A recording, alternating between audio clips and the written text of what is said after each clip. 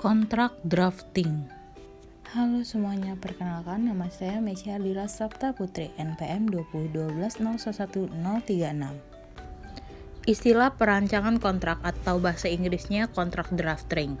Dalam Kamus Bahasa Indonesia, perancangan adalah proses, cara atau perbuatan merancang.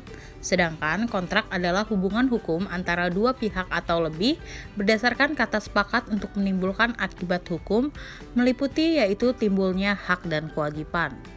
Jadi pada intinya yang dimaksud dengan kontrak drafting yaitu penyusunan kontrak hukum yang dilakukan oleh beberapa pihak yang terdiri dari beberapa struktur seperti anatomi, substansi yang kemudian disahkan atau dilegalkan secara hukum. Dasar hukum yang pertama ada KUHP Perdata 1338 tentang asas kebebasan berkontrak atau Pasta Sunt Servanda. Yang kedua ada KUHP Perdata 1320 tentang syarat sah perjanjian. Tahapan sebelum membuat kontrak. Melakukan riset. Yang pertama, identifikasi siapa pihaknya, kedudukan hukum para pihak, apakah sah atau cakap. Yang kedua, riset mengenai jenis dan sifat perjanjian.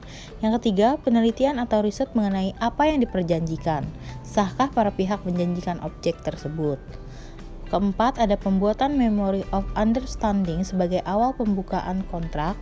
Yang kelima, mengadakan komunikasi dua arah untuk mencapai kesepakatan. Mencari undang-undang atau segala peraturan sah dan berlaku terkait untuk keperluan.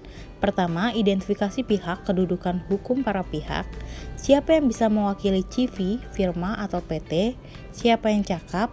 Kalau di leg spesialis tidak ada, lihat leg generalis. Yang kedua, identifikasi objek perjanjian, kedudukan hukum perjanjian. Yang ketiga, dasar-dasar perjanjian baik secara umum maupun khusus yang ada dalam undang-undang. Yang keempat, perlu melakukan riset bahwa apakah ada undang-undang khusus yang mengatur tentang perjanjian terkait. Memastikan agar keinginan para pihak tertuang dan selaras dengan konsepnya, serta memastikan agar tidak multitafsir. MOU tidak dikenal umum di Indonesia. Yang pertama, hal-hal penting. Yang kedua, pendahuluan dari kontrak rigid. Yang ketiga, ada jangka waktu. Yang keempat, tidak formal. Negosiasi dalam kontrak. Soft bargainer. Yang pertama, menitik beratkan posisi menang kalah. Yang kedua, memposisikan lawan pihaknya sebagai teman. Yang ketiga, mengalah. Hard bargainer. Yang pertama, masih menitik beratkan posisi menang kalah. Yang kedua, memposisikan lawan pihaknya sebagai kompetitor. Yang ketiga, kemenangan adalah tujuan utama. Participant negotiation. Yang pertama, meniadakan isu personal. Yang kedua, fokus pada kepentingan. Yang ketiga, memberi pilihan-pilihan untuk hasil yang dapat dicapai bersama. Anatomi kontrak. Judul kontrak. Judul merupakan judul yang menggambarkan substansi kontrak. Contohnya, perjanjian kerjasama untuk pekerjaan job Pertamina, Medco Operation dan Maintenance Tomori antara PT Catur Elang Perkasa dan PT Tanco Internasional nomor 017/CIP/PKS/4/2015 atau bisa juga tentang perjanjian sewa menyewa dan lain-lain. Pembukaan kontrak. Contohnya, hari ini 13 Mei 2022 telah ditandatangani perjanjian kerjasama, perjanjian oleh dan antara. Yang kedua bisa juga contohnya pada hari Selasa tanggal 17 Maret 2017 telah dibuat kesepakatan oleh kedua belah pihak, yakni perjanjian kerja antara. Bisa juga contohnya seperti yang bertanda tangan di bawah ini. Komparisi merupakan bagian yang menjelaskan kedudukan para pihak dalam suatu perjanjian atau kontrak. Contoh komparisi yang bertindak untuk dirinya sendiri, seperti Ali 50 tahun, pegawai negeri sipil, bertempat tinggal di Jalan Tukangan nomor 5 Yogyakarta. Dalam hal ini bertindak untuk dan atas nama dirinya sendiri. Selanjutnya dalam perjanjian ini disebut sebagai pihak pertama. Contoh komparisi bertindak mewakili, seperti Abel, 40 tahun, pengusaha bertempat tinggal di Jalan Monjali 100, Yogyakarta. Dalam hal ini bertindak untuk dan atas nama Ahmad, 45 tahun, swasta, bertempat tinggal di Jalan Kadipaten 34 Yogyakarta, berdasarkan surat kuasa di bawah tangan tertanggal 10 Agustus 2013, selanjutnya disebut pihak pembeli. Premises atau convenant. Premises atau bahasa latinnya premito merupakan sebagai pendahuluan atau ditafsirkan sebagai keterangan atau pernyataan awal dari sebuah kontrak, atau bisa juga alasan atau latar belakang kontrak itu dibuat. Contohnya, para pihak terlebih dahulu menerangkan sebagai berikut. Bahwa pihak pertama merupakan perusahaan yang sudah lama bergerak di bidang properti dan memiliki cabang hampir di seluruh Indonesia. Maka karena itu berdasarkan kesepakatan dan prinsip-prinsip tersebut di atas, para pihak dengan ini setuju untuk membuat kontrak jual beli ini dengan tunduk pada ketentuan-ketentuan dan syarat-syarat sebagai berikut. Isi kontrak.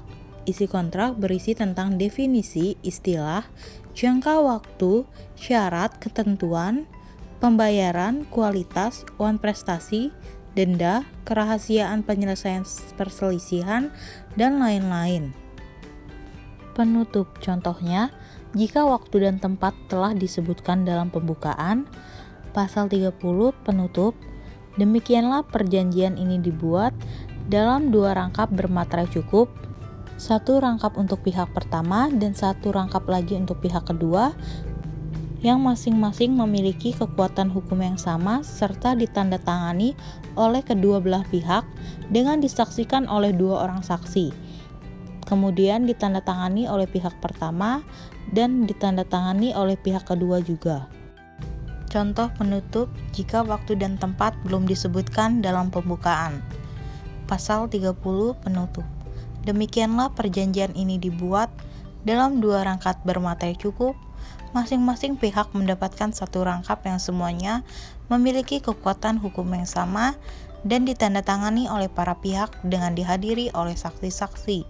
Jakarta, 27 Februari 2007, kemudian ditandatangani oleh pihak pertama dan pihak kedua. Berakhirnya kontrak.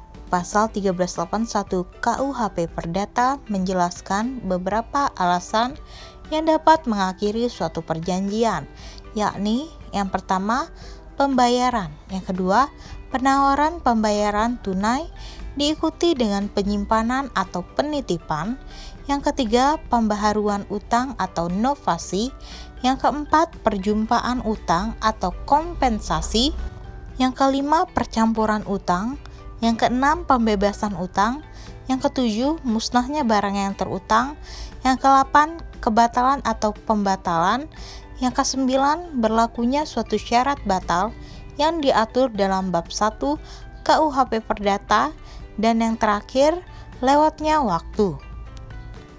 Contoh bentuk uang prestasi. Pertama, tidak melakukan sama sekali hal yang diminta. Yang kedua, melakukan namun tidak tepat waktu.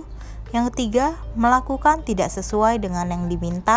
Dan yang terakhir, keempat, melakukan sesuatu yang seharusnya tidak dilakukan.